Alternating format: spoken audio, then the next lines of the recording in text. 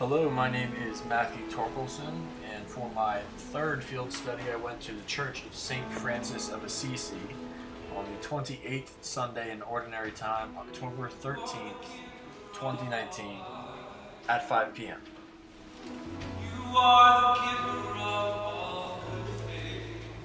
Alright, so as far as instruments go, I noticed there was definitely a piano, there was definitely drums, a choir of people singing with a lead singer, and while I noticed the huge pipe organ behind all the pews, it wasn't actually used during the Mass, and those are all the instruments I could really make out.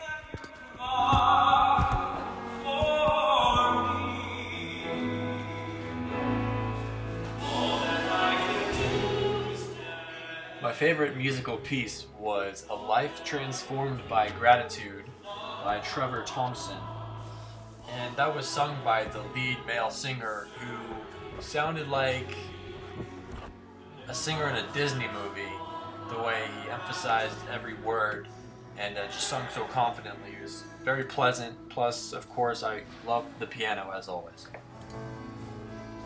It's funny though, because there were actually speakers lining the pews on each of the 10 or so pillars, which just amplified the music and made it really loud. It was almost uncomfortable at times how loud the music actually was, and personally I was kind of distracted from each of the individual compositions just because of how loud it was.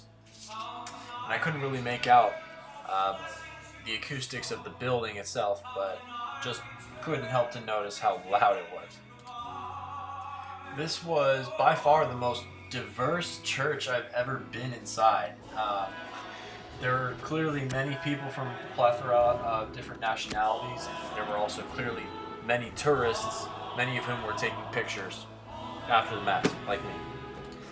The entire congregation was actually very involved, and the participation levels were very large.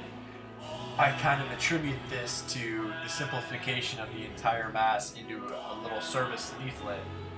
And of course, there were no books to flip through, which really simplified everything and kind of dialed everyone in on the same page, which just amplified the participation levels.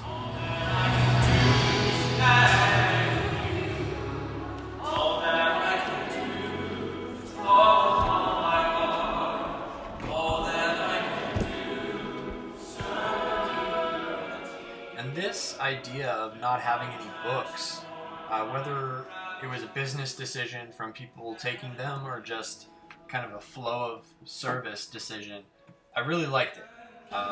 It just seemed to simplify everything, and that service leaflet was essentially a how to follow a Mass in real time for dummies guide, which I was able to follow better than I ever followed any Mass in my life.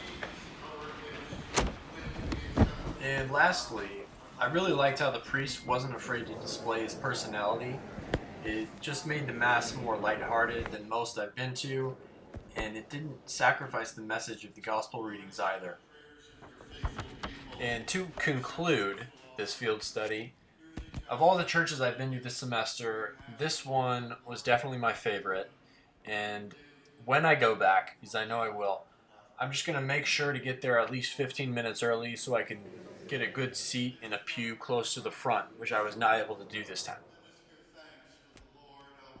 And that concludes my third field study. Thank you very much for watching and listening.